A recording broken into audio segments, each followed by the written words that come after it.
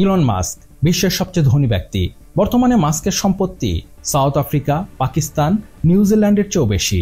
কোনো ধরনের ক্রিঞ্জ বা লেম ভিডিও ছাড়াই সে 1 নম্বর social media influencer. Russia, Bangladesh ও জাপানের জনসংখ্যার চেয়েও তার অনুসারীর সংখ্যা বেশি।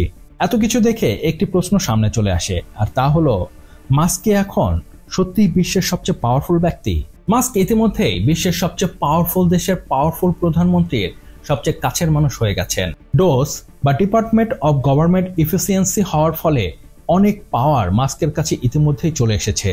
রাজনৈতিক বিশ্লেষকেরা তাকে ইতিমধ্যেই one man supernatural non state পাওয়ারের খেতাব দিয়ে দিয়েছে। সহজ ভাষায় বর্তমানে মাস্ক এমন একজন ব্যক্তি যে কোনো দেশের বা কোনো সরকারি পদে না থেকেও এতটা পাওয়ার হোল্ড করে যে শুধু ঘরে বসে থেকেই মাত্র মোবাইল ফোনের মাধ্যমে আন্তর্জাতিক রাজনীতিতে ব্যাপক প্রভাব ফেলতে পারে। Elon Musk's targeting agencies and slashing the federal workforce. Significant changes to the U.S. Agency for International Development. He has abided by all applicable federal laws. An unelected billionaire and his team have been given full and unfettered access. Electric কার থেকে শুরু করে mega rocket, science ও engineering সেক্টরে তার আশেপাশেও এখন কেউ নেই। কিন্তু মাস্ক এখন টেক দুনিয়া থেকে আরো সামনে, মানে রাজনৈতিক দুনিয়ায় প্রবেশ করেছেন। মাস্ক একদম নতুন লেভেলের গেম খেলছে। মাস্কের একটি টুইট, একটি বক্তব্যে শুধু আমেরিকায় নয়, পুরো বিশ্বের রাজনীতির হিসাব পাল্টে যাচ্ছে। আর সবচেয়ে ভয়ঙ্কর বিষয় হচ্ছে বর্তমানে তাকে শুধুমাত্র ট্রাম্প ছাড়া আর কারো কাছে জবাবদিহি করার দরকার নেই। কাল হয়তো দেখা যাবে মাস্ক ট্রাম্পকেও পাত্তা দিচ্ছে না। আজ আমেরিকার বিভিন্ন সরকারি এজেন্সি বন্ধ হয়ে যাচ্ছে, মানুষ চাকরি হারাচ্ছে। এছাড়া যেসব দেশের সরকারের উপরে মাস্কের নজর পড়ছে সেসব দেশের রীতিমতো ভূমিকম্প হয়ে যাচ্ছে।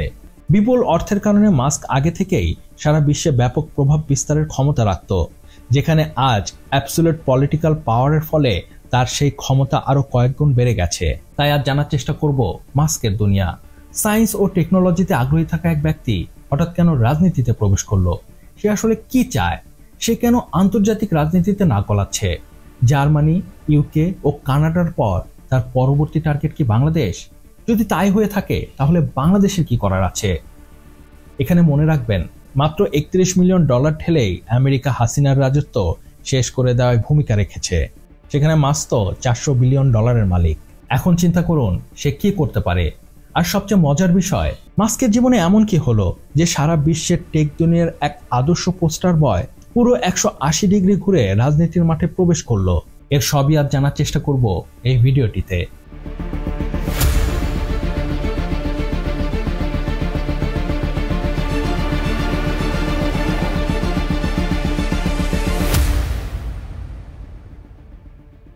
গত 1 দশক ধরে মাস্ককে সারা বিশ্ব খুব ভালো করে চেনে, তা হোক পেপালের জন্য বা টেসলার জন্য বা স্পেস এক্স এর মতো রেভলিউশনারি কোম্পানির জন্য, বা টুইটার কেনার সময় যে নাটকের পর নাটক হলো তার জন্যই হোক। আর সারা বিশ্বে মাস্ক একটি আলোচিত নাম, এ ব্যাপারে কোনো সন্দেহ নেই। তার সম্পদের হিসাব নিয়ে সারা বিশ্বে আলোচনা হয়। তার রকেট যখন লঞ্চ হয় তখন সারা বিশ্বের কোটি কোটি মানুষ তা লাইভ দেখে। কারণ যাই হোক, সারা বিশ্ব ইলন মাস্ককে চেনে, আর না চিনলেও অন্তত তার নাম জানে। গত 10 বছর ধরে মাস্ককে মানুষ এভাবেই চিনে এসেছে। কিন্তু বর্তমানে মাস্কের যে নতুন রাজনৈতিক পরিচয় তা আগের মাস্কের চেয়ে সম্পূর্ণ ভিন্ন। আর এটি একটি চিন্তার বিষয়। নিজের ক্যারিয়ারের শুরুতে মাস্ক নিজেকে সবসময় রাজনীতি থেকে যতটা সম্ভব দূরে রাখার চেষ্টা করতেন। তো এমন একজন ব্যক্তি যে মানুষকে মঙ্গলে পাঠানোর কথা বলে, হিউম্যান ট্রান্সফর্মের কথা বলে, বৈদ্যুতিক গাড়ির কথা বলে, তার হঠাৎ এমন কি হলো সে এখন রাজনীতির কথা বলছে, ফেক নিউজের কথা বলছে, যুদ্ধের কথা বলছে? আসলে ঘটনার সূত্রপাত 2022 সালে, যখন মাস্কের 12 সন্তানের একজন ভিভিয়ান মাস্কের সাথে তার সমস্ত সম্পর্ক ছিন্ন করে। ভিভিয়ান ছিল একজন ট্রান্সজেন্ডার মেল। তো ভিভিয়ান সিদ্ধান্ত নেয় জেন্ডার অ্যাফার্মেশন থেরাপি নিয়ে মেয়ে হয়ে যাবে। আর হয়ও তাই, বর্তমানে ভিভিয়ান নিজেকে মেয়ে হিসেবে পরিচয় দেয়। এই ঘটনা মাস্কের উপরে এক গভীর প্রভাব ফেলে। সাইকোলজিস্ট জর্ডান পিটারসনের এক অনুষ্ঠানে মাস্ক এই ঘটনা তুলে ধরে বলেন, এক ওক মাইন্ড ভাইরাস কিভাবে তার ছেলেকে তার কাছ থেকে ছিনিয়ে নেয়। মাস্কের মতে তার ছেলের এই ঘটনা তাকে অনেকটাই রাজনীতির দিকে ঠেলে দেয়। এখান থেকে মাস্ক প্রকাশ্যে ডানপন্থীদের প্রতি সমর্থন দিতে শুরু করে। এখানে আপনাদের একটু ছোট্ট করে জানিয়ে রাখি, আমেরিকার যে ডানপন্থী দল আছে তারা মাত্র শুধু 2টি জেন্ডারে বিশ্বাস করে। অন্যান্য যেসব জেন্ডার আছে, যেমন ট্রান্সজেন্ডার, গে, লেসবিয়ান ইত্যাদি, যেসব আমেরিকাতেও স্বীকৃত, তারা সেগুলো একদমই বিশ্বাস করে না। তাদের মতে এটি ওক সোসাইটির তৈরি। এই সোসাইটি এটি তৈরি করেছে তাদের ছেলে মেয়েদের ব্রেন ওয়াশ করার জন্য। মাস্ক এটি বিশ্বাস করে, তিনি এটিকে ওক মাইন্ড ভাইরাস বলেন। এ ব্যাপারে মাস্ক তার সোশ্যাল মিডিয়ায় সরাসরি নিজের মতামত প্রকাশ করতে থাকেন।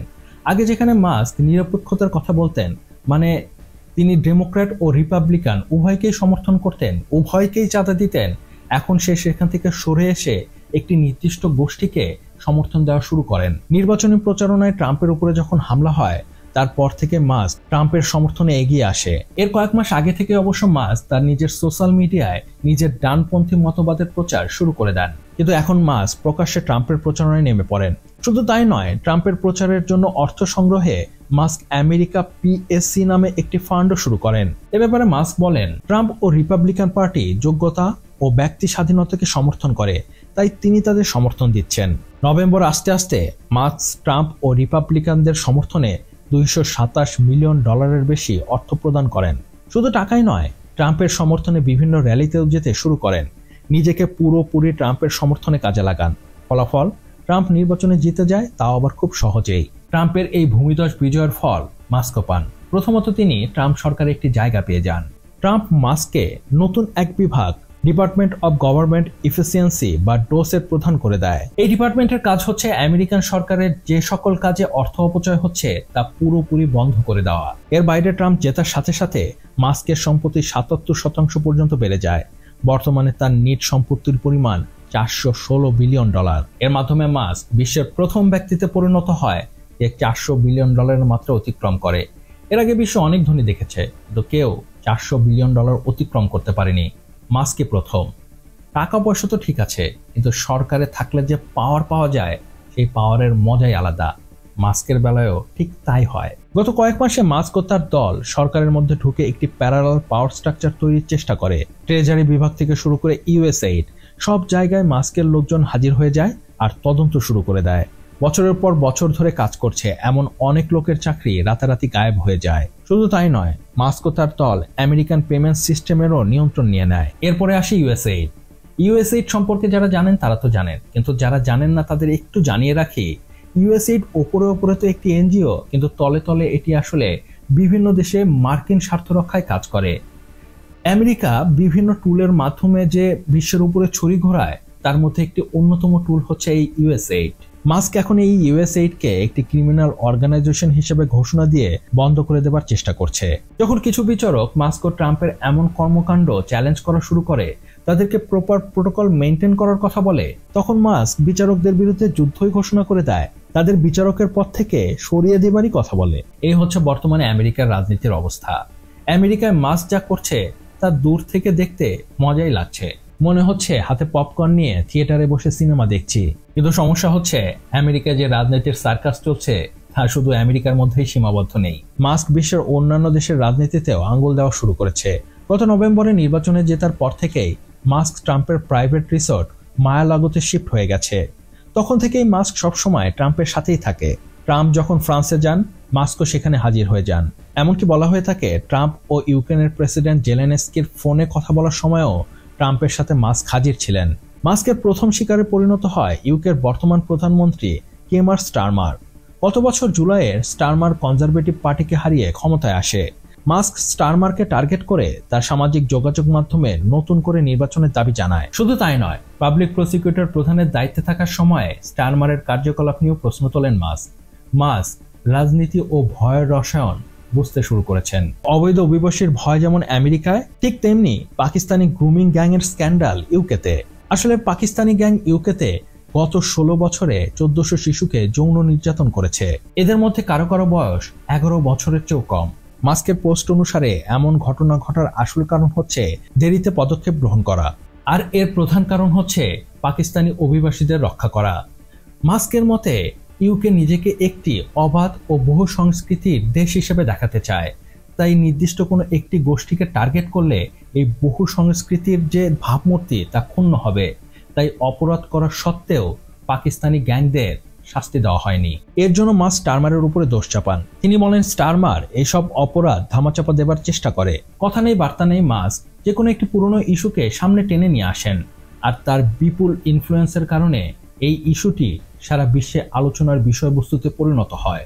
আর কোনো কিছু ছাড়াই মাস্ক ইউকে প্রধানমন্ত্রীর উপর চাপ প্রয়োগে সফল হন। এই প্রসঙ্গ বলার কারণ এটি দেখানো না যে কে ঠিক কে ভুল। এই প্রসঙ্গ বলার একমাত্র কারণ হচ্ছে এটি দেখানো যে মাস্ক আমেরিকায় নিজের ঘরে বসে থেকে কিভাবে বিশ্ব রাজনীতিতে প্রভাব ফেলতে পারে, কিভাবে নিজের শক্তি প্রদর্শন করতে পারে। ইউকের পরে মাস্ক কানাডার সাথে ঠিক একই কাজ করে। মাত্র কিছুদিন আগে কানাডার প্রধানমন্ত্রী জাস্টিন ট্রুডো জনপ্রিয়তা হারানোর কারণে পদত্যাগ করতে বাধ্য হন। 25% শুল্ক আরোপের কথা বলে এর আগে থেকেই ট্রাম্প ট্রুডোর উপরে চাপ প্রয়োগ করে আসছিল। আর কানাডাকে আমেরিকার সাথে যোগ করে 51তম রাজ্য ঘোষণার কথা তো রীতিমতো হুলস্থুল ফেলে দেয়। মাস্ক তার নিজস্ব প্ল্যাটফর্ম ব্যবহার করে ট্রুডোর উপর চাপ আরো বাড়িয়ে দেয়। এমনকি পদত্যাগের পরেও মাস্ক ট্রুডোকে প্রকাশ্যে থাপড়াতে থাকেন, যেন মনে হচ্ছিল কোনো দেশের সাবেক প্রধানমন্ত্রী না, পাড়ার স্কুলের বাচ্চাদের সাথে কথা বলছে। এখন বলা হচ্ছে মাস্ক ও ট্রাম্প শুধু আমেরিকা নয়, সারা বিশ্বেই ডানপন্থী সরকার ব্যবস্থা দেখতে চায়। যারা তাদের আদর্শের সাথে একমত হবে তারা পুরস্কার পাবে, আর যারা হবে না তাদের প্রকাশ্যে নিন্দার শিকার হতে হবে। একই কাজ জার্মানিতেও করছে। ট্রাম্পের নির্বাচনের সময় মাস্ক যতটা সাপোর্ট করেছিল ঠিক ততটাই সাপোর্ট সে এখন জার্মানির কট্টরপন্থী এএফডির জন্য করছে। নির্বাচনের আগে মাস্ক তার সোশ্যাল মিডিয়া এক্সে এএফডির ক্যান্ডিডেটের সাক্ষাৎকার নেন। মাস্কের এমন প্রচার ফলো দেয় যে এএফডির কথা কিছুদিন আগে শোনাও যেত না, সে এএফডি নির্বাচনে সবাইকে চমকে দিয়ে 20.8% ভোট নিয়ে দ্বিতীয় সর্বোচ্চ জনপ্রিয় দলে পরিণত হয়ে যায়। সেই দিন হয়তো খুব বেশি দূরে নেই যেদিন হিটলারের পর জার্মানি আবার একটি অতি ডানপন্থী সরকার দেখতে যাচ্ছে। এরপরে আছে ইউক্রেন। ট্রাম্প যে ইউক্রেনকে মার্কিন সমর্থনের বদলে বিরল খনিজের চুক্তির অফার করেন, অনেকে ধারণা করে থাকে এর পেছনে মাস্কের হাত আছে। কারণ এই চুক্তি হলে সবচেয়ে বেশি লাভবান হতো মাস্ক। কারণ মাস্কের ইলেকট্রিক গাড়ির যে ব্যাটারি, তার জন্য অতি প্রয়োজনীয় উপাদান হচ্ছে এই রেয়ার আর্থ মিনারেল। বর্তমানে মাস্কে এই উপাদানের জন্য পুরোপুরি চীনের উপর নির্ভর করতে হয়। যদিও শেষ পর্যন্ত এই চুক্তি ভেস্তে যায়, কিন্তু তারপরও মাস্ক নানাভাবে জেলেনস্কিকে চাপে রেখেছেন এই চুক্তি করার জন্য, যার সর্বশেষ উদাহরণ আমেরিকার ইউক্রেনের সামরিক সাহায্য বন্ধ করে দেওয়া। এখন একবার চিন্তা করে দেখুন, ইউকে, কানাডা, জার্মানির মতো উন্নত দেশের সাথে মাস্ক যদি এমন করতে পারে, তাহলে বাংলাদেশের সাথে কি করতে পারে? সহজ উত্তর হচ্ছে অনেক কিছু। এখন আপনি বলতে পারেন আমেরিকার এত সময় কই বাংলাদেশ নিয়ে চিন্তা করার, কিন্তু মনে রাখবেন আমি আমেরিকার কথা বলছি, যারা গত 50 বছর ধরে একক বৃহত্তম পরাশক্তি। বিশ্বের প্রতিটি কোণায় আমেরিকার উপস্থিতি আছে। যে কোনো দেশ, তা হোক ছোট বা বড়, গুরুত্বপূর্ণ বা অগুরুত্বপূর্ণ, সব দেশেই আমেরিকার গোয়েন্দা সংস্থা সিআইএর কার্যক্রম আছে। নিজেদের পরাশক্তি হিসেবে ধরে রাখার জন্য আমেরিকা এমন কিছু নেই যা করবে না। অতীতে এর উদাহরণ আমরা অনেক দেখেছি, ভবিষ্যতেও দেখব। কিন্তু এখন প্রশ্ন হচ্ছে বাংলাদেশ কেন? সহজ উত্তর চীন। আসলে আমেরিকার প্রধান শত্রু এখন আর রাশিয়া নয়, চীন। তাই চীনকে মোকাবেলায় আমেরিকা এই এলাকায় তার উপস্থিতি বাড়াতে চায়। দক্ষিণ চীন সাগরে আমেরিকার উপস্থিতি আগে থেকেই আছে, বাকি আছে শুধু বঙ্গোপসাগর। অতীতে এর জন্য আমেরিকা সবসময় ভারতের উপরেই নির্ভর করত, কিন্তু ইউক্রেন যুদ্ধ সকল হিসাব পাল্টে দেয়। আমেরিকার নানা আপত্তি সত্ত্বেও ভারত রাশিয়া থেকে তেল কেনা বন্ধ করে না। আমেরিকা বুঝে যায় পুরোপুরি ভারতের উপরে নির্ভর করা সম্পূর্ণ বোকামি। তাই বাইডেন সরকার এককভাবে এই এলাকায় নিজের উপস্থিতি বাড়াতে চায়। আমেরিকা আর ভারতের চোখ দিয়ে বাংলাদেশকে দেখতে চায় না। ইউএসএইডকে দিয়ে বাংলাদেশের ডিপ স্টেট অভিযান পরিচালনার মাধ্যমে হাসিনার সরকারের পতন তার উৎকৃষ্ট উদাহরণ। এটি নতুন গঠিত ইউনূস সরকারের জন্য একটি আশীর্বাদ ছিল, কিন্তু ট্রাম্প সেই হিসাব আবার উল্টে দেয়। তিনি বাংলাদেশের ভার আবার ভারতের হাতে তুলে দেন। নির্বাচনের আগ থেকেই তিনি বাংলাদেশ নিয়ে নানা মন্তব্য করতে থাকেন। কোনো মার্কিন প্রেসিডেন্ট প্রার্থীর বাংলাদেশ নিয়ে এমন মন্তব্য সত্যিই বিরল। এছাড়া প্রেসিডেন্ট হবার পর থেকে ট্রাম্প বাংলাদেশ নিয়ে যত মন্তব্য করেছে, সেটিও বাংলাদেশের জন্য এক নতুন অভিজ্ঞতা। ট্রাম্পের আগে কোনো মার্কিন প্রেসিডেন্ট বাংলাদেশ নিয়ে এত কথা খরচ করেছে বলে আমার জানা নেই। আর এখানেই সবচেয়ে ভয়ের বিষয়, কারণ এটি প্রমাণ করে বাংলাদেশ নিয়ে আমেরিকার একটি দীর্ঘমেয়াদী পরিকল্পনা আছে। আর এটি যে বাংলাদেশের পক্ষে যাবে না তা একদমই নিশ্চিত, কারণ ইউনূসের সাথে ট্রাম্পের সম্পর্ক মোটেও ভালো নয়। ইউনূস সরকারও তা বোঝে। তাই ইউনূস সরাসরি মাস্ককে ভিডিও কল করে, মাস্কের কোম্পানি স্টারলিংকে বাংলাদেশে আমন্ত্রণ জানায়, নানাভাবে ট্রাম্পের মন জয় করার চেষ্টা করে। কিন্তু মনে হয় না চিরা ভিজেছে। তার উদাহরণ মার্কিন গোয়েন্দা সংস্থার প্রধান তুলসী গ্যাবার্ডের বাংলাদেশ নিয়ে বিরূপ মন্তব্য, যেটি রীতিমতো বাংলাদেশের রাজনীতিতে ঝড় বইয়ে দেয়। সময় যত গড়াচ্ছে বাংলাদেশ নিয়ে নানা ষড়যন্ত্রের কথা শোনা যাচ্ছে। এই যেমন সেন্ট মার্টিন নিয়ে নেওয়া, বাংলাদেশ এবং মিয়ানমারের কিছু অংশ নিয়ে নতুন একটি খ্রিস্টান রাজ্য গঠন করা ইত্যাদি। এছাড়া দেশের ভিতরে নানা ধরনের অস্থিরতা তো আছেই, জঙ্গিবাদের উত্থানের কথা তো আছেই। সম্প্রতি বিদেশি নানা মিডিয়া বাংলাদেশে জঙ্গিবাদের উত্থান হয়েছে বলে সংবাদ প্রচার শুরু করেছে। কেউ কেউ তো আবার বাংলাদেশকে পরবর্তী আফগানিস্তানেও বানিয়ে দিচ্ছে। এই অবস্থায় মাস্ক যদি বাংলাদেশ নিয়ে নাড়াচাড়া শুরু করে তাহলে বাংলাদেশের সামনে ভয়াবহ বিপদ। সমাজ, ব্যবসা, রাজনীতি সব তছনছ হয়ে যাবে। এখন প্রশ্ন হচ্ছে, আমরা কি করতে পারি? উত্তর হচ্ছে কিছুই না, কারণ আমেরিকাকে বাগে আনতে পারে এমন কোনো কার্ড আপাতত বাংলাদেশের হাতেই নেই। এক আছে সেন্ট মার্টিন, যা ব্যবহার করা সম্ভব না, কারণ বাংলাদেশ আমেরিকাকে সেন্ট মার্টিনে সেনাঘাঁটি করার জন্য দিয়ে দিলে বাংলাদেশে গৃহযুদ্ধ লেগে যাবার সম্ভাবনা আছে। তাই একমাত্র পথ কূটনৈতিক আলোচনার মাধ্যমে আমেরিকাকে শান্ত রাখা। এখন দেখার বিষয় ইউনিট সরকার কি করে। তো এই ছিল এই ব্যাপারে আমার মতামত। তো এই ব্যাপারে আপনার মতামত কি আমাকে নিচে কমেন্টস করে জানাতে পারেন। আর হ্যাঁ, ভিডিওটি কেমন লাগলো তাও অবশ্যই জানাবেন। আর সাবস্ক্রাইব করতে ভুলবেন না। আপনার একটি সাবস্ক্রাইব আমাকে অনেক বেশি উৎসাহিত করে নতুন নতুন কন্টেন্টের কোয়ালিটি ভিডিও তৈরি করার। ভালো থাকবেন, সুস্থ থাকবেন, ধন্যবাদ।